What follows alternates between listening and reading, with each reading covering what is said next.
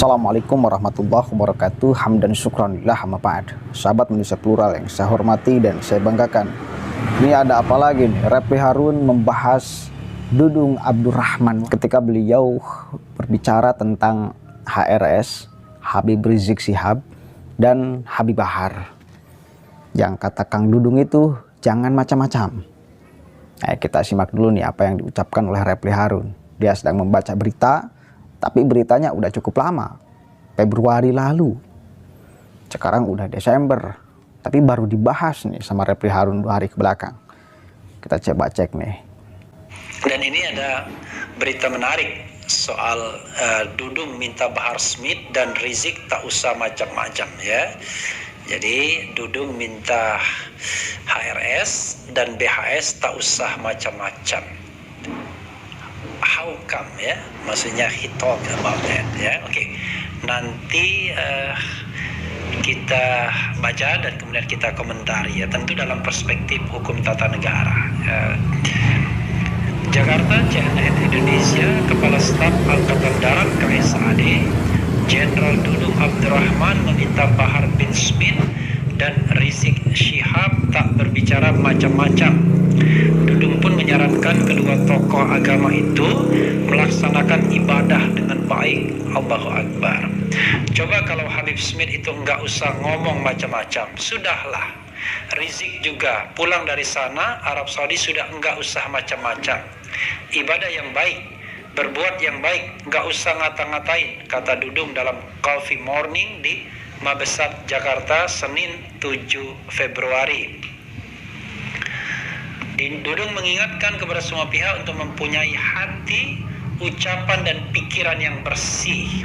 Menurutnya, jika seseorang berbuat baik kepada orang lain, maka akan mendapatkan kebaikan. Begitu juga sebaliknya, perbuatan jelek kepada orang lain pasti akan mendapatkan balasan buruk pula. Jadi apa yang terjadi dalam diri kita itu sebenarnya identik dengan apa yang kita perbuat ke orang lain.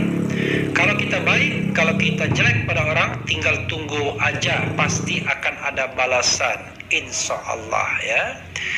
Balasan itu akan pasti ada ya kepada siapapun yang berbuat buruk kepada orang lain. Entah balasannya di dunia maupun balasannya di akhirat ya. Karena bisa jadi orang berbuat buruk, tapi kemudian diberikan seolah-olah dia mendapatkan berkah, rahmat, padahal Tuhan sedang membiarkannya. Namanya istidraj ya. Kemudian jadi apa yang ini dalam kesempatan ini Dudung berbagi pengalamannya, berbincang dengan Presiden Jokowi. Menurutnya Jokowi tak pernah membicarakan atau menjelek-jelekkan seseorang. Selama saya ngobrol, sedikit pun beliau tidak pernah menjelekkan orang. Itu hebatnya Presiden. Memaki orang, membicarakan orang yang jelek-jelek, beliau tidak pernah. Hatinya bersih sekali. Luar biasa ya. Makanya Tuhan takdirkan beliau jadi presiden, kata Dudung. Ya, sahabat Eros sekalian, ini ya pernyataan Dudung di Coffee Morning-nya. Pasti kontroversial ya. Tapi setiap orang tentu punya perspektif masing-masing. Oke, jelas ya. Jadi berita ini tayang 9 Februari 2022 ketika Kasa Dudung sedang membahas radikalisme, dan di sana KSAD Dudung itu secara tegas menyebutkan nama Habib Rizik dan Habib Bahar. Ya, jangan macam-macam. Kita coba baca nih ya. Apa ucapan Kang Dudungnya. Nanti saya akan berikan opini, karena Refli pasti memberikan opini yang miring kepada Kang Dudung. Nah, saya jelas berbeda opininya dengan Refli Harun.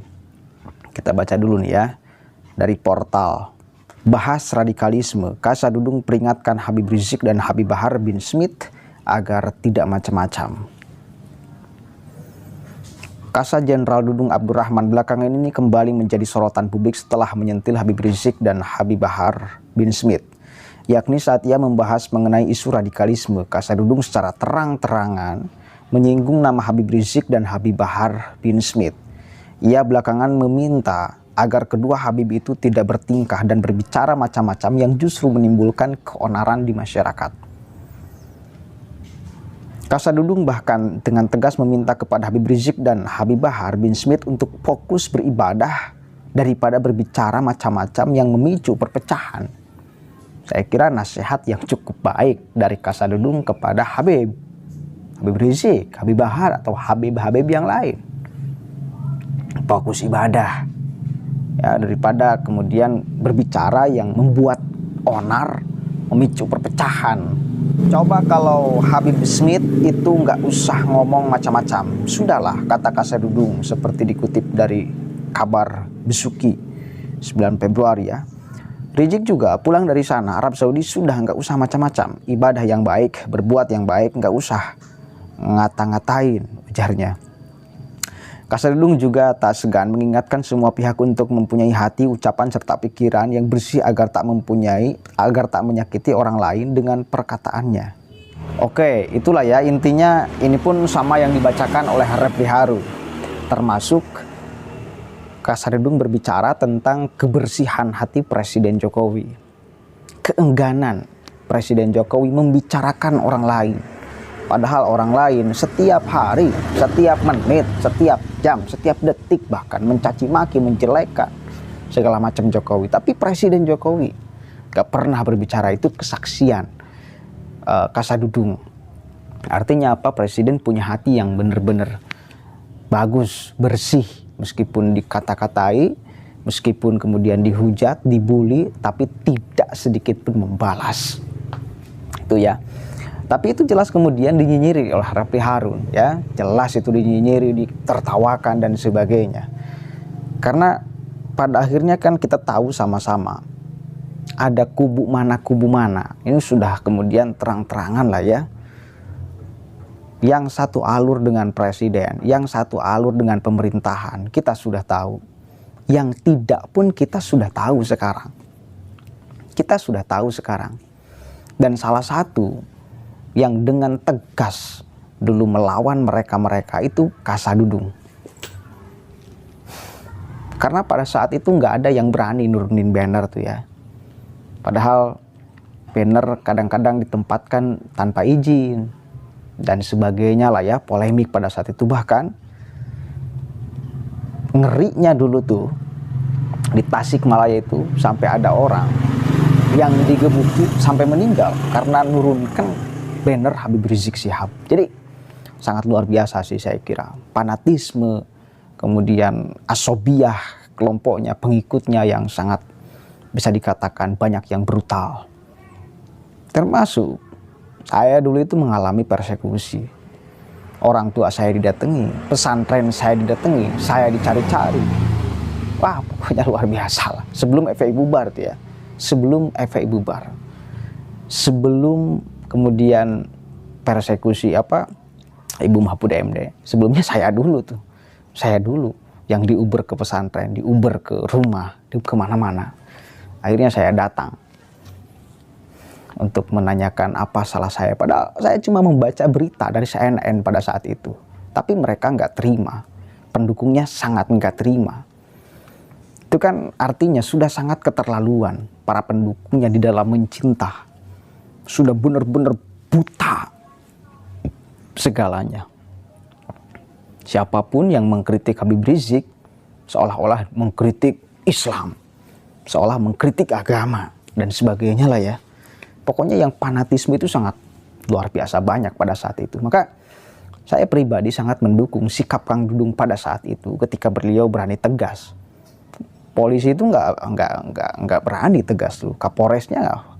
Kapoldanya nggak berani dulu di Jakarta untuk nurunin, karena Satpol PP-nya juga nggak berani, karena setelah Satpol PP menurunkan katanya digeruduk oleh mereka. Jadi sangat pokoknya tidak mencerminkan orang-orang yang beragama dengan memakai iman, tapi orang-orang yang beragama dengan pakai emosi, pakai nafsu.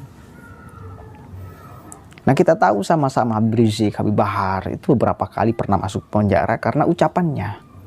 Ya, saya kira maksud Pak Dudung itu ya jangan sampai macam-macam ngomong sana kemari, nyabarkan sesuatu yang belum tentu buktinya dan sebagainya, akhirnya masuk penjara. Itu saya kira itu adalah hal yang bagus, peringatan yang cukup bagus saya kira dari Kang Dudung, mengingatkan lah ya kepada tokoh ulama habaib untuk berbicara, untuk menjadi perannya di Indonesia itu membangun peradaban, membangun akhlakul karimah yang baik untuk warga negara. Jangan sampai dengan hadirnya para ulama, para penceramah, para habaib, ya, akhlak, moral, etika masyarakat, etika publik itu bukan malah menjadi baik, tapi malah menjadi buruk, tapi malah menjadi brutal. Jadi yang mestinya fungsi habib, fungsi ulama, fungsi kiai, fungsi penceramah, menuntun, membimbing umat agar selamat di dunia wal akhirah, moral etikanya baik ya kepada sesama, ini malah menjadi brutal, ini menjadi malah buruk. Maka ini yang sangat disayangkan. Sampai saat ini banyak orang-orang yang seperti itu di Indonesia. Dan itu yang kita tidak harapkan, menyemai bibit-bibit, menyemai Indonesia. Karena ketika disemainya oleh orang-orang seperti itu, maka yang jadinya apa? Manusia-manusia Indonesia menjadi tumbuh sebagai orang yang tidak menggunakan akal pikirannya di dalam melakukan sesuatu, tetapi emosi. Dan ini nggak baik bagi Indonesia, bagi perkembangan cara berpikir orang Indonesia. Assalamualaikum warahmatullahi wabarakatuh.